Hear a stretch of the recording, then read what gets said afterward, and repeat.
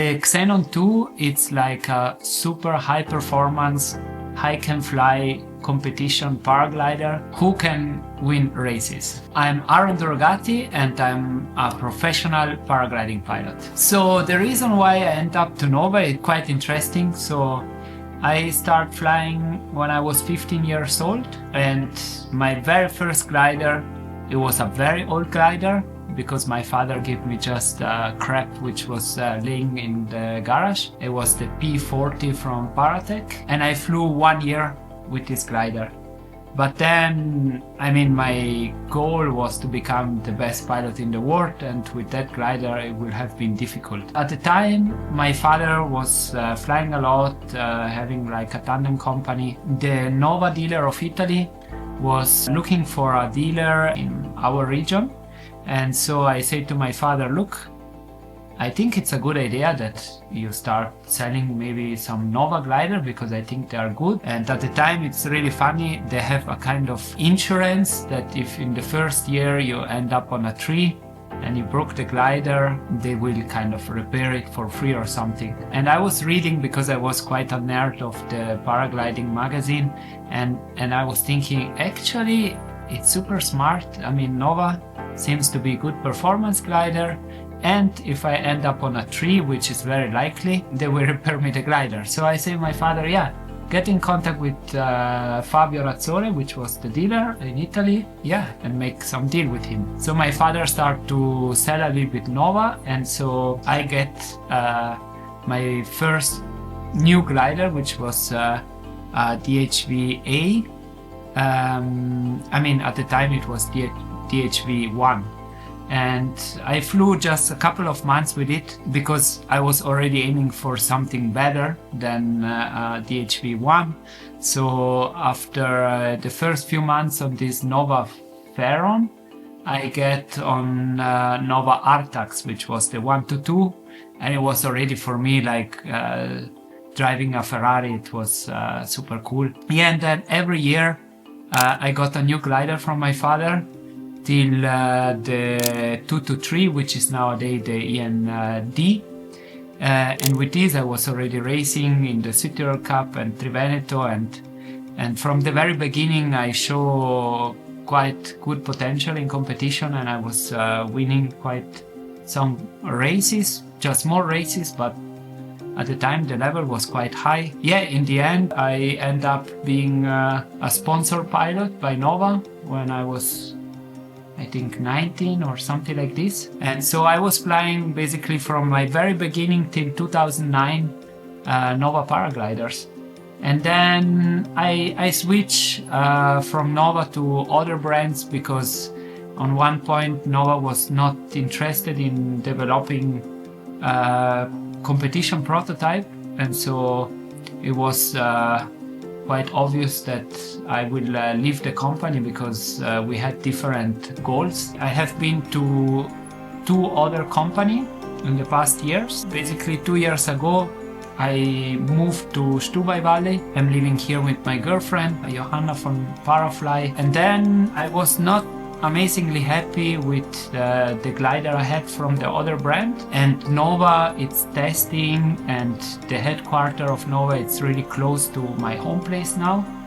And so to me it makes sense just to speak with them and see if they are interested in putting energy to build the best I can fly high-end performance glider. And we find ourselves quite fast on an agreement, and so from last year I'm flying Nova. We had quite a long break, but now I'm back to Nova. I'm really happy because they are very motivated and I'm very motivated too. We had quite a tough journey to build the Xenon 2, which is now the high can fly competition glider, END. But in the end, I think we made really a great job, and winning now the Red Bull X Alps with it, I think it's the proof that we was good. My name is Philipp Medicus. I'm also the designer of the Xenon 2, and My role in the development was obviously the design process and working closely together with Aaron Durogati and Nicola Donini, who were the test pilots for this project.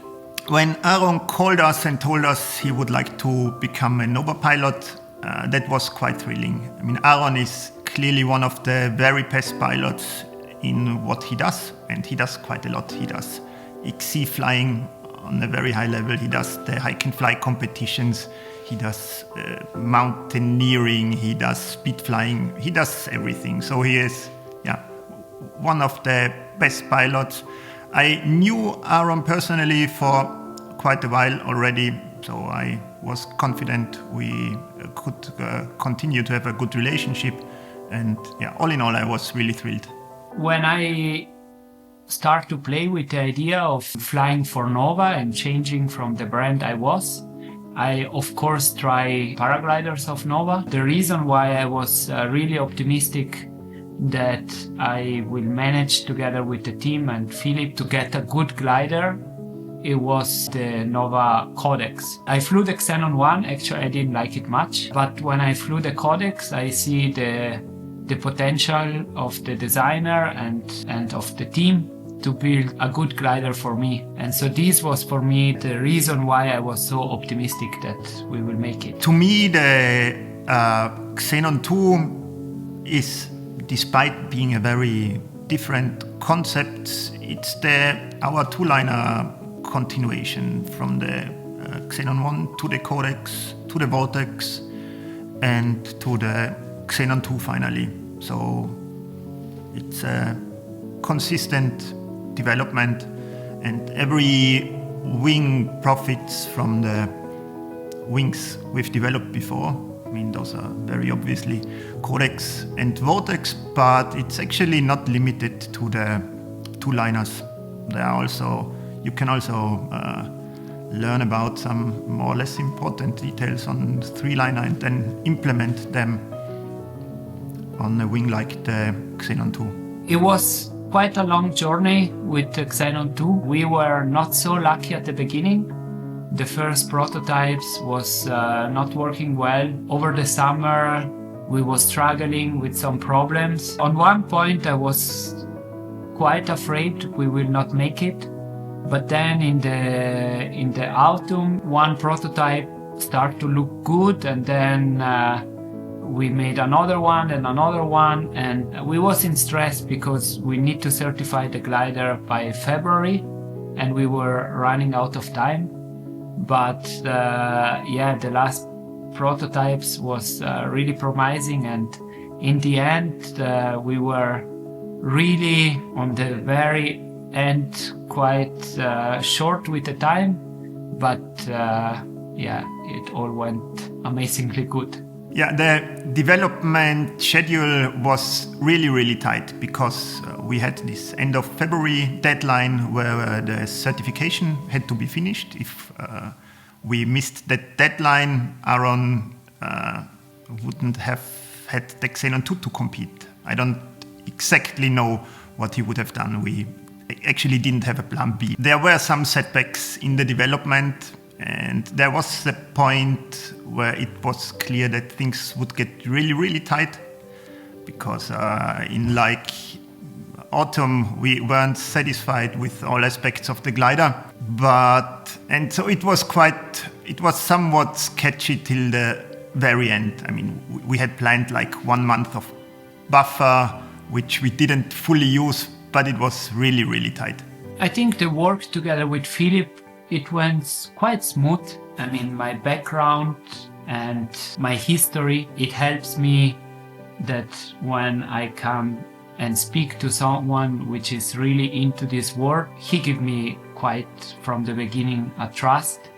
And I had always the feeling that he's quite taking care about my feedback. For sure, he has his own idea, and I'm not a designer at all. I don't have any clue how to design a paraglider, but I know what I want. So a good hike and fly competition glider has to be like a rally car. It has to be easy and that means taking off has to be good in many different conditions: strong wind, little wind, zero wind, backwind. It has to be a compact glider which gives you the chance to fly in really tough condition. So the handling has to be friendly.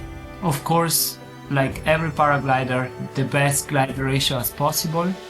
And for me, a good hike and fly glider need to have a big range of speed, because this kind of competition take us in very windy place, very windy valley.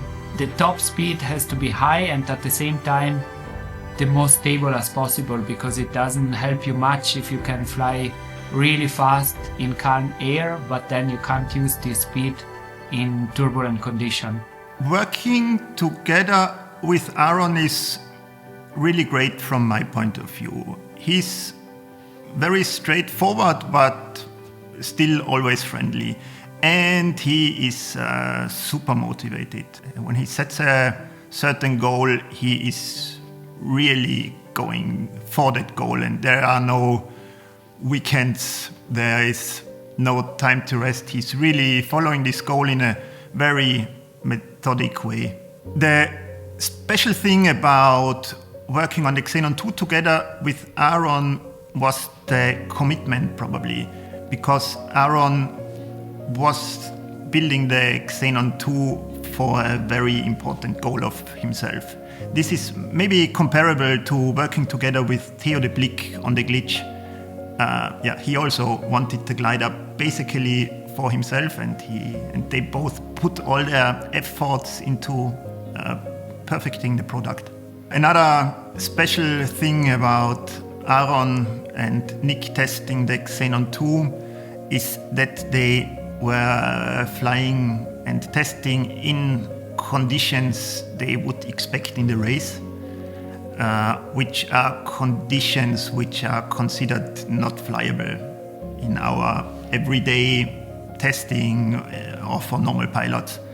Especially Aaron was really keen on finding the limits of the glider before the race and not actually in the race. So when I'm testing my glider, which I will take in hike and fly competition, which means quite often in quite extreme situation, I don't want to have surprise during the race. It's not that I go full commitment and I go flying with a glider which I don't know in a strong rain or a super hardcore wind, but I get there little by little and I see where the limit is. And with the Xenon 2 it was exactly like this. Little by little I was flying in harder and harder condition, pushing harder and harder the speed and see, and like this I get the confidence and I could give the feedback to Philip. It was at the same time, it's a win-win situation because I'm at the same time training and shaping my glider, so I think it's the best Nova can have in a way. When we brainstorm how the glider will have to look like and what it will be the strengths of this glider, like of course ideally you want to have the best performance, the highest top speed, the lightest as possible and the easiest as possible, the handling and generally the safety of the glider. You can't have everything, so we really focus on having an easy glider, top speed and good glide ratio. So there are on the market definitely lighter glider than us in terms of weight, but I think the full package, the Xenon 2, it's one of the, if not the best machine on the market yet. We've decided to improve the Xenon 2 even more before releasing it for the market. As I already mentioned, the timeline for the race glider was really tight, and this forced us in some aspects to not use the full potential of the wing. For example, we were struggling a bit with the handling, and to fix the handling in time, we had to use a brake which has a lot of line meters. So this is an aspect of the glider I'm not especially proud about, because in the end this wastes performance. And there are a couple of similar technical details where we already have found out there is a better solution than we had to go for on Aaron's race glider. We are step by step right now finding those solutions to max out the full potential of the glider. And another aspect was releasing the glider like in now or in 1 or 2 months towards the end of the season wouldn't make much sense. Therefore, we decided to take our time for finishing those rather small but still relevant details and launch the actual serial glider for the beginning of next season. After lots of in-house testing and even more after 8 race days, I think we know pretty well where the Xenon 2 shines. And according to Aaron, that's the high-speed flying. He said he can fly very fast, with very good performance, and perhaps most importantly with very high stability. He actually said he never had a glider where he could push so hard in very strong conditions. And the live tracking nerds might have seen some of that high-speed pushing where he was able to escape the other pilots. I think when you change class, for example, you are flying on a Codex and you want to fly a Xenon 2, the step it's not that small. When I was young, my father let me upgrade the class of my glider only when I was able to do literally everything on the glider I was flying, and I was already using 120% of the potential of the glider I had. I think if someone is really using at the maximum the ENC, let's say Nova Glider, Codex or Vortex he has, I think to make that step it's not gonna be that big. While if you are still not 100% using the performance of the glider you have in the moment, it's probably makes more sense to stay on what you have. For other pilots which are coming from glider from different company but still in the D segment, I think it's gonna be definitely interesting to test a Xenon 2. And then, I mean, everyone is different and has different feelings. So I don't want to say the Xenon 2, it will be the glider for everyone, but it's definitely the glider which I think it makes sense for everyone which is in this class to try. And then he will decide by his own if it's the glider he like. But for me, it's the best. If you're looking for a step up in the hike and fly competition glider class, I think you can benefit from what we did together with Aaron on the Xenon 2. So his work in pushing the limits to achieve this super high stability at top speed, for example, is something which every enthusiastic and maybe somewhat competitive pilot will benefit from. The race victory was quite certainly the most emotional sports event I watched in my life.